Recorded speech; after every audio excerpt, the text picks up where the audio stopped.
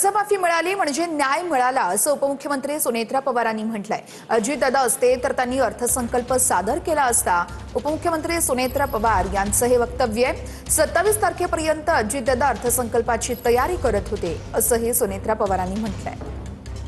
दादा जर असते तर आज 12वा अर्थसंकल्प त्यांनी सादर केला असता आणि आज खरोखरच कर्जमाफी मिळाल्यामुळे खरोखरच त्याला न्याय मिळाला असं मला वाटतं। खरं तर 27 तारखेपर्यंत आदरणीय दादा या अर्थसंकल्पाची तयारी करत होते आणि येऊन सगळ्यांच्या मीटिंगच घेणार होते आणि आपण सगळेजण पाहताय की दादांची आर्थिक शिस्त त्याची छाप या सगळ्या अर्थसंकल्पावर दिसते। ठाकरेंचं सरकार कर्जमाफीच्या दिशेने जात असताना सरकार पाडलं असं संजय राऊतांनी म्हटलंय। कर्जमाफी खरंच होणार का, फक्त घोषणा, ते पाहावं लागेल असंही राऊतांनी म्हटलंय। तर ठाकरेंनी कर्जमाफीची घोषणा करून हवेत बाण सोडल्याचं नवनाथ बन यांनी म्हटलंय।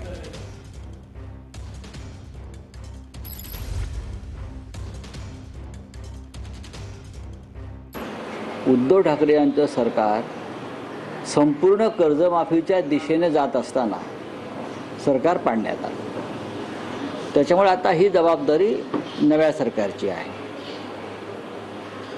ही खरोखर होणार आहे का कर्जमाफी ते पाहावं लागेल। ही घोषणा आहे, मग लाडक्या बहिणींचं काय होणार हा विषय आहे।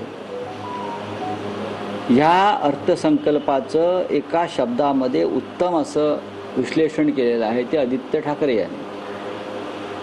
हा ठेकेदारांसाठी निर्माण झालेला अर्थसंकल्प आहे। 2.5 वर्ष महाविकास आघाडीचं सरकार होतं। या 2.5 वर्ष सरकार असताना शेतकऱ्यांना फुटकी कवडी देखील संजय राऊत तुम्ही दिली नव्हती। उद्धवजी ठाकरेंनी कर्जमाफीची नुसती घोषणा केली, परंतु हवेत बाण सोडले। कर्जमाफी शेतकऱ्यांना केली नाही, उलट बांधावर उद्धवजी ठाकरे यांच्या तोंडावर शेतकऱ्यांनी सांगितले की आम्हाला दमडी देखील तुमच्या सरकारची मिळाली नव्हती।